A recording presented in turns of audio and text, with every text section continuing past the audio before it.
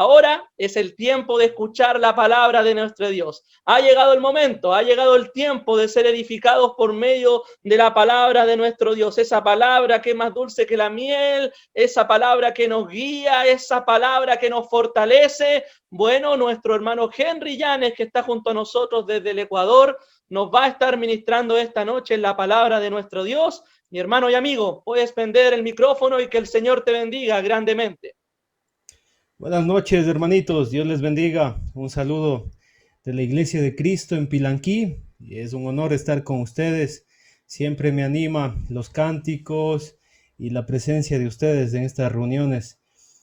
Y le pido al Señor siempre que me ayude a dar la palabra de Dios como tiene que ser dada a la Santa Iglesia del Señor. Y estaba pensando hace ratito. Yo tengo un amigo que le pregunto, ¿cómo estás? Y me empieza a decir, bueno, estoy enfermo, me duele los riñones, mis hijas también están enfermas, mi esposa también. Y luego de decirme todo eso me dice, pero bien, todo está bien. Bueno, y bueno, ya puso una carita feliz mi amigo. Y, y eso pasa en la vida de los cristianos. Pasa en nuestra vida. A veces estamos mal espiritualmente, pero decimos estamos bien. Y creo que es un problema muy grave el tener una falta de comunión con Dios. Voy a compartir pantalla, mis hermanos.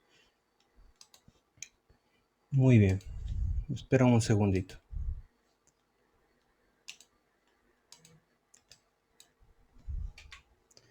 Vamos a estudiar en esta noche el Salmo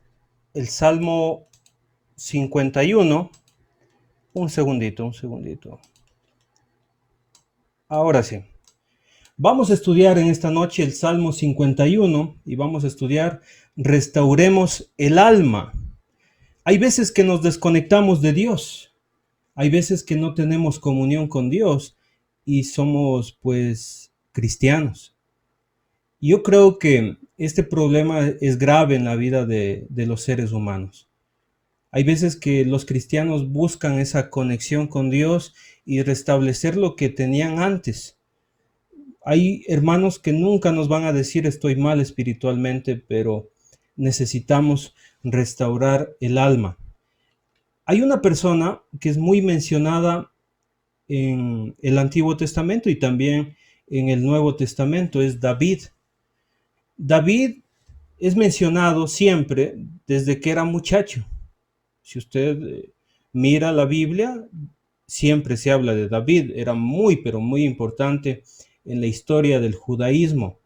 De hecho, en Hechos capítulo 13, versículo 22 dice, he hallado a David, hijo de Isaí, varón conforme a mi corazón, quien hará todo lo que yo quiero. Se le conoce como aquel que tenía el corazón de Dios. Impresionante. Es una persona espectacular. Él escribió 73 salmos que tienen el título allí, Salmo de David. Y hay otros salmos que se le atribuyen, es decir, que escribió más de 70 salmos.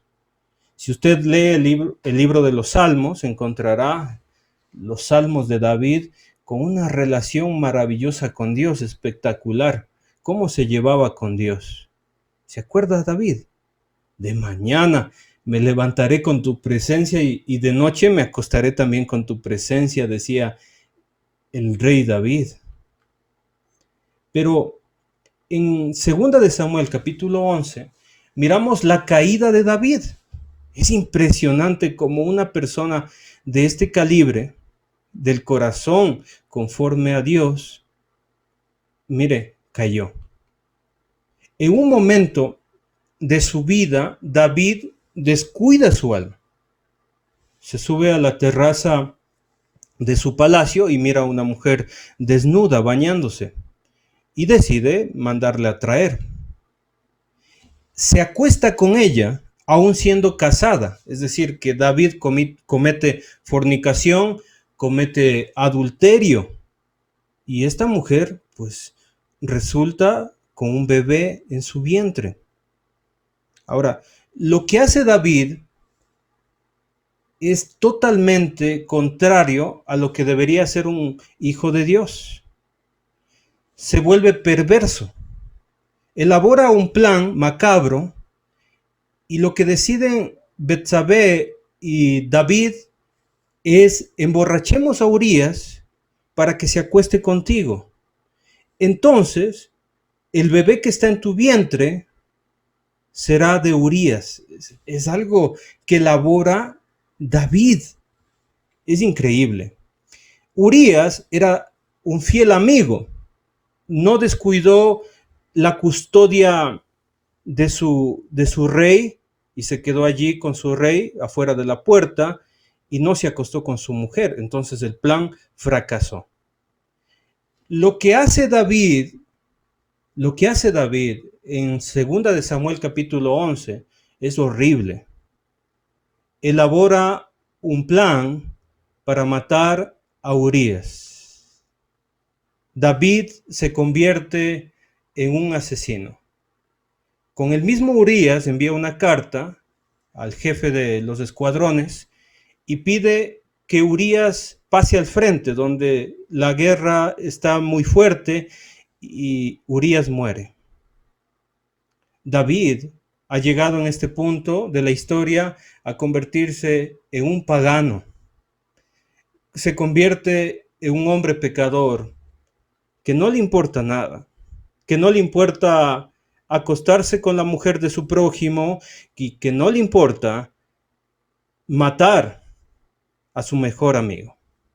Este es David, muy contrario al hombre, al jovencito, que fue escogido por haber tenido el corazón conforme a Dios. Esto es lo que piensa Dios de David en 2 de Samuel capítulo 11, versículo 27. Y pasado el luto, envió David y la trajo a su casa. La tomó por su mujer. Y fue ella su mujer. ¿Y sabe qué? Y dio a luz un hijo. Bueno, tuvieron al hijo. En el día de hoy hay personas más perversas que David. Deciden abortar al niño. Es un pecado terrible esto. Pero dice el texto, más esto, póngale mucha atención, que David había hecho fue desagradable ante los ojos de Jehová. Aquel muchachito que venció a Goliat, ahora, en este punto de la historia, es aquel que decepciona completamente a Dios, que decepciona a su Dios que le había ayudado durante toda su vida. Yo quiero preguntarme, ¿qué piensa Dios de mí en este momento? Sería bueno que usted también se pregunte, ¿qué piensa Dios de mí? David tenía un alto rango, era rey, y no había hombre alguno sobre el reino que podía ir donde David y decirle lo que había hecho mal. Bueno, sí había uno. Era Natán, un hombre lleno del Espíritu Santo, escogido por Dios, que fue a enfrentar a este rey. Note usted, había pasado ya un año de estar desconectado con Dios. Un año en el que David no tenía comunión con Dios por su propio pecado. Natán fue enviado, versículo 1, capítulo 12. Jehová envió a Natán a David y viéndole a él, le dijo, esta es la historia que Natán le dice a David. Había dos hombres en una ciudad, el uno rico y el otro pobre. El rico tenía numerosas ovejas y vacas, pero el pobre no tenía más que una sola corderita, que él había comprado y criado, y que había crecido con él y con sus hijos juntamente, comiendo de su bocado y bebiendo de su vaso, y durmiendo en su seno. Y la tenía como una hija. Y vino uno de camino al hombre rico, Y éste no quiso tomar de sus ovejas y de sus vacas para guisar para el caminante que había venido a él, sino que tomó la oveja de aquel hombre pobre y la preparó para aquel que había venido a él. Entonces se encendió en furor David en gran manera contra aquel hombre y dijo a Natán, y mire el justo juicio de un rey, porque David era rey y David era justo a pesar de todo. Vive Jehová, que el que tal hizo es digno de muerte y debe pagar la cordera con 4 tantos, porque hizo tal cosa y no tuvo misericordia. Y mire lo que dijo Natán, lleno del Espíritu Santo, enviado por Dios. Entonces dijo Natán a David, tú eres aquel hombre. Así ha dicho Jehová, Dios de Israel. Yo te ungí por rey sobre Israel y te libré de la mano de Saúl. Y te di la casa de tu Señor y las mujeres de tu Señor en tu seno. Además te di la casa de Israel y de Judá. Y si esto fuera poco, te habría añadido mucho más. David, yo te hubiera bendecido muchísimo más. Mira el reclamo a David después de 12 meses. Verso 9. ¿Por qué pues tuviste en poco la palabra de Jehová, haciendo lo malo delante de sus ojos? A Urías Eteo heriste a espada y tomaste por mujer a su mujer y a él lo mataste con la espada de los hijos de Amón. David está siendo reprendido en este preciso momento. Lo que va a pasar con David, hermanos queridos, lo que va a pasar con él es que su mundo se cayó completamente. Después de las palabras de Natán, vamos a encontrar en el Salmo 51 qué realmente pasó con David. Hermanos, David no pecó porque no estaba ocupado. Hay veces se dice que David pecó con Betsabé, con esa mujer, porque él no estaba ocupado en la guerra. No es así, hermanos. Ni tampoco porque la tentación es grande. No. David tiene un problema aún mayor y eso está en el Salmo 51. Vamos a estudiar eso. Pero le dejo una tarea. En los versos que vienen a continuación, vamos a encontrar la justicia de Dios de alguien que pecó en la forma que David pecó. David va a tener su recompensa. El juicio de Dios es justo y lo vamos a encontrar en los versículos que vienen de 2 de Samuel capítulo 12, desde el versículo 10 en adelante. Hoy vamos a estudiar cómo restaurar el alma. Bueno, los salmos tienen títulos. A diferencia de los títulos de toda la Biblia, porque toda la Biblia tiene títulos en ciertas ediciones, esos títulos se los coloca para poner temas en cada pasaje. Bueno, eso lo hace la editorial, no son bíblicos. Pero los salmos tienen títulos y eso es inspiración divina. Es decir, que lo que vamos a leer fue inspirado por Dios también. Este título, al músico principal, Salmo de David, cuando después que se llegó a Betsabé, vino a él Natán el profeta. Es decir, que esto es lo que David sintió, esto es lo que David dijo después de haber entendido que está alejado completamente de Dios y que Dios tiene un juicio para él.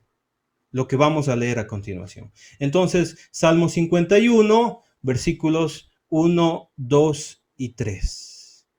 Ten piedad de mí, dice David, oh Dios, conforme a tu misericordia, conforme a la multitud de tus piedades, borra mis rebeliones, lávame y más de mi maldad. Límpiame de mi pecado, porque yo reconozco mis rebeliones y mi pecado está siempre delante de mí. ¿Alguna vez usted se ha cansado durante un día largo y se siente su cuerpo muy sucio por el sudor, por el cansancio y dice, lo único que quiero es llegar a mi casa y bañarme? Bueno, esto le está pasando a David, pero en su alma. David siente que su alma está muy, pero muy sucia.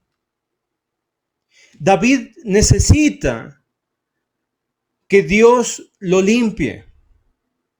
David necesita una limpieza espiritual. Él quiere purificar su alma. Aparecen palabras, y espero que usted las identifique allí, aparece la palabra maldad. La palabra maldad en el idioma original significa perversidad, significa inmoral, porque David se sentía perverso. A ese punto, cuando Natán le dijo todas esas palabras, se sentía inmoral, se sentía mal espiritualmente. Aparece la palabra pecado y la palabra pecado significa ofensor y culpable. Se sentía como que ha ofendido intensamente a Dios y que no hay solución a lo que le está pasando. Se siente culpable. Pero aparece una palabra, hermanitos queridos, y la palabra es rebeliones. David, hermanos, no pecó porque no estaba ocupado, porque no estaba en la guerra. No se refiere a eso. David no pecó o David no cayó en ese pecado tan grande porque la tentación era inmensamente grande. David pecó por su rebelión. ¿Qué significa eso? Rebelión, pues significa rebelde, que aún conociendo la ley de Dios, que aún conociendo la voluntad del Señor, él decidió rebelarse contra el Señor. Hermanos, David reconoce que es pecador. David reconoce que el pecado lo mancha, que el pecado lo incomoda, pero David no puede librarse de su pecado. Podemos llegar a un punto de nuestra vida en que estamos tan mal espiritualmente que decimos, yo estoy mal, pero voy a cambiar. Voy a solucionar mi problema, y no puede solucionar su problema. De hecho, puede poner su pecho en el suelo y pedir ayuda y no puede solucionar su problema. David estaba muy, pero muy triste por su pecado, estaba sintiendo una suciedad increíble en su vida y no tenía solución para su pecado. Es increíble que pasó más de 9 meses alejado de Dios y no había hecho nada al respecto con su propia vida. Me temo que muchos cristianos se encuentren en una situación parecida, que sienten que están alejados de Dios, no están orando, no están poniendo atención a las clases bíblicas, no sienten el mismo amor por la palabra de Dios, pero todavía no pueden hacer nada por su propia vida. Y es lamentable esto. Ahora, mira el versículo 4 y 5. Contra ti solo he pecado y he hecho lo malo delante de tus ojos, para que seas reconocido justo en tu palabra y tenido por puro en tu juicio. He aquí, en maldad he sido formado y en pecado me concibió mi madre. Cuando alguien peca o cuando pecamos, el ser humano tiende a justificar sus propios pecados y empiezan a decir, lo que pasa es que tengo un problema. Lo que pasa es que yo soy débil. Yo realmente no quise hacerlo. Y llegan a decir cuando son exhortados, cuando son enfrentados, dice, es que tú también en algún momento también estuviste así, de la misma manera que yo. Tú también pecaste. Es que lo que pasa es que es un error y los humanos cometemos errores. Bueno, el ser humano quiere justificarse a sí mismo, pero el problema es la rebeldía. Mire lo que dice el texto. Y he hecho lo malo delante de tus ojos. ¿Sabe cómo se puede traducir esto en nuestro tiempo? Yo lo hice, dice David, en tu cara. Yo pequé en tu cara, Señor. David reconoce el problema dentro de sí y no se trata, hermanos queridos, no se trata de tentaciones. ¿Por qué? Porque Dios no nos va a tentar y no permitirá que seamos tentados más de lo que podamos resistir. No se trata de tentaciones. David pecó contra Dios sabiendo, y esto es terrible, sabiendo que Dios lo estaba mirando. Y el problema grande de todo cristiano es que a veces caemos en pecado, aún sabiendo que Dios está mirándonos todo el tiempo. Por eso me encanta el Salmo 139, el salmo preferido de Daniel Albarrán. El Señor está delante de nosotros, está detrás de nosotros y su mano poderosa está sobre nosotros. Imagínese eso. A veces pecamos aún sabiendo que Dios nos mira. Terrible, hermanos. David pecó conociendo la palabra de Dios. Él escribió salmos y aún siendo escritor de la palabra de Dios, aún conociendo la voluntad de Dios, aún siendo inspirado por el Espíritu Santo, en un momento de su vida decidió ser rebelde, aún sabiendo la Escritura. David pecó aún conociendo que Dios es justo y que Él va a castigar al pecador y que no iba a dar por inocente. Hermano querido, Dios no va a dar por inocente al culpable, porque Dios es justo. David, hermanos queridos, está en problemas y David es culpable porque David es rebelde. Este es el problema de David, rebeldía. Cometió todos esos pecados abominables y se rebeló contra Dios.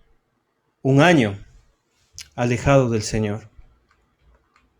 El año más difícil para David.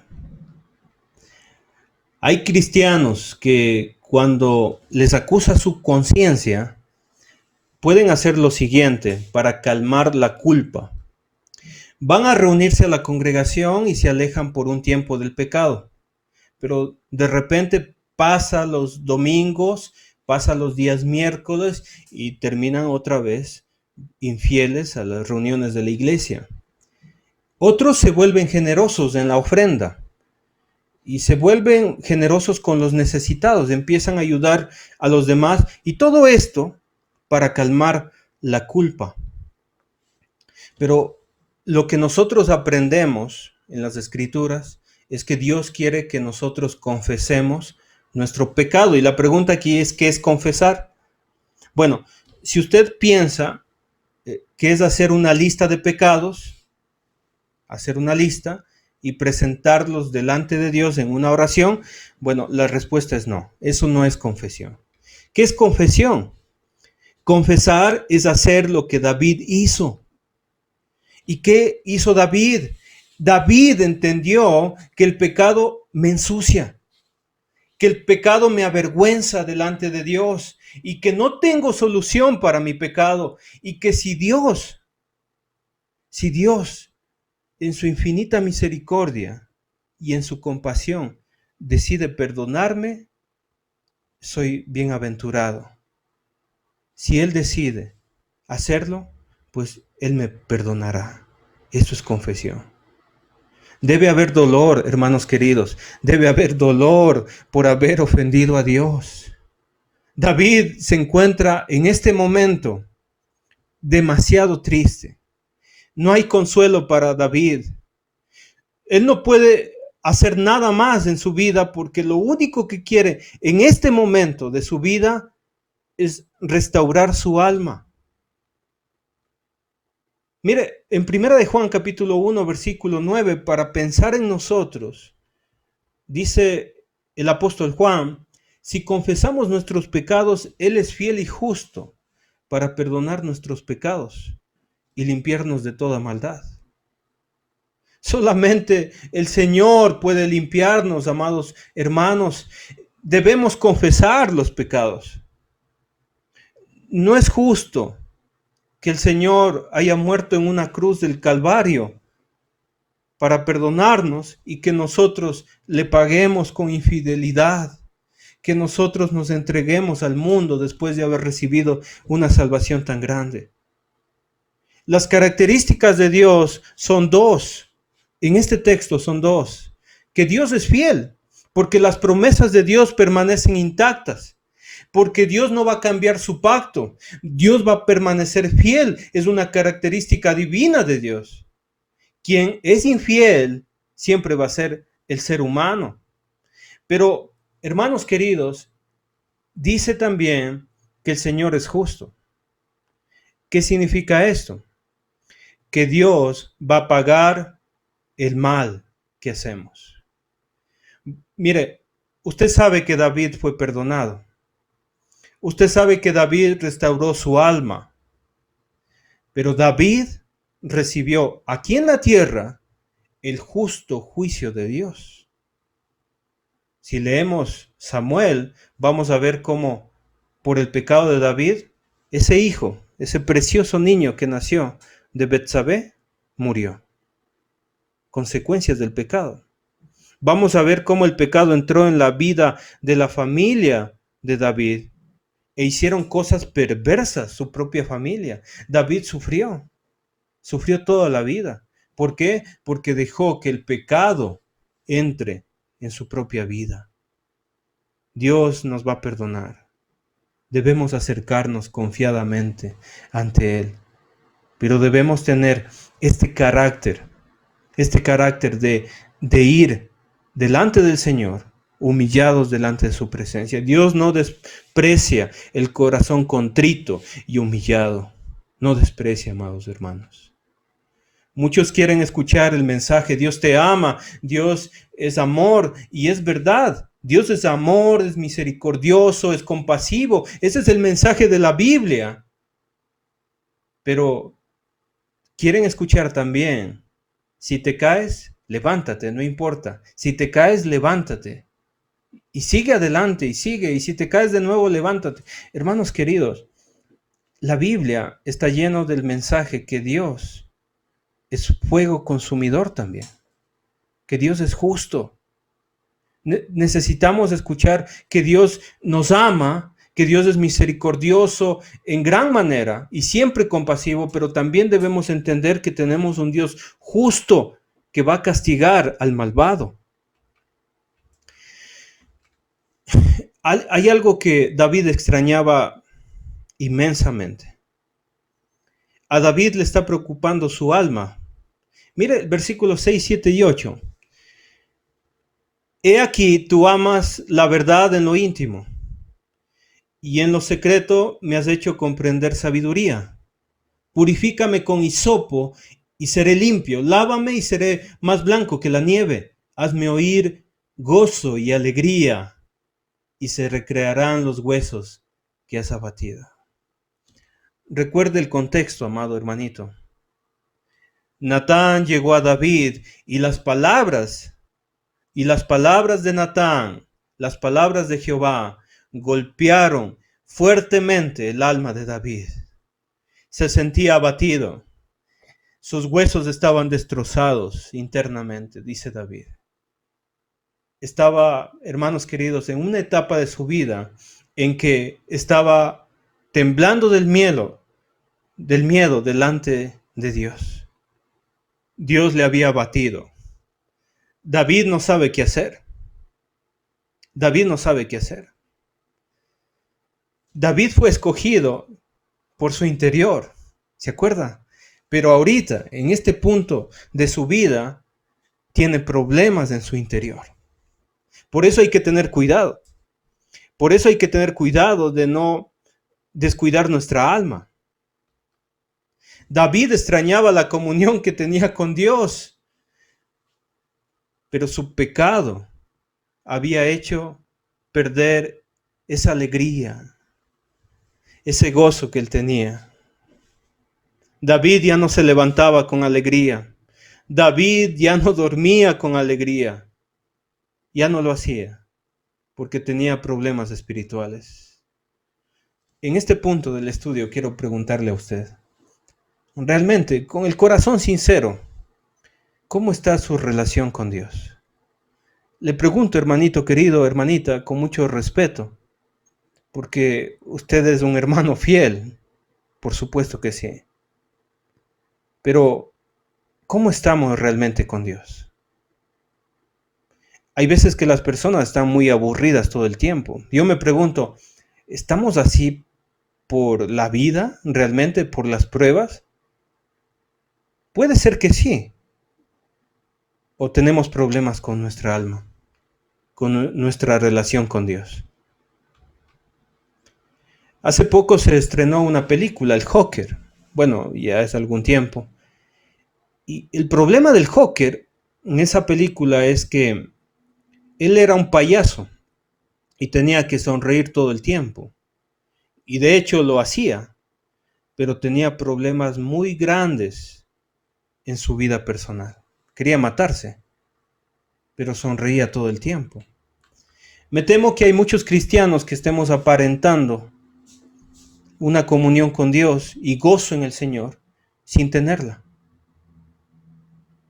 Yo espero que no haya esos cristianos, pero si los hay, pues me temo que los haya. En el Salmo 16, versículo 11 dice, me mostrarás la senda de la vida, el camino correcto para vivir en tu presencia. Y mire lo que dice, hay plenitud de gozo. Cuando estamos en la presencia de Dios, no importa la tribulación, no importa la enfermedad, no importa los problemas. Si estamos en la presencia de Dios, hay plenitud de gozo. Hay gozo en nuestra propia vida. David quiere ser lavado, versículo 7, quiere ser limpio como la nieve. Y quiere, versículo 8, volver a tener gozo, volver a tener alegría en su vida. David no quiere sonreír. No quiere sonreír porque parecería hipócrita. David quiere tener un verdadero gozo delante del Señor. Necesito ser restaurado. Es una buena opción. Si nosotros tenemos problemas con el alma, debemos necesitar esto. Dice 1 de Timoteo 5, 24, los pecados de algunos hombres se hacen patentes antes que ellos vengan a juicio. Es decir, pecan y enseguida se da cuenta que fue un pecado, pero más a otros se les descubren después. Es el caso de David. Pecó encubiertamente, a escondidas, y después, bueno, su pecado se hizo conocido por todos. Todo el reino se enteró del pecado de David. Todo el reino. Incluso usted y yo sabemos de ese pecado, aunque pasaron pues más de 2000 años, 3000 años, y nosotros sabemos del pecado de David. Imagínense, siempre el pecado va a manifestarse después o probablemente antes.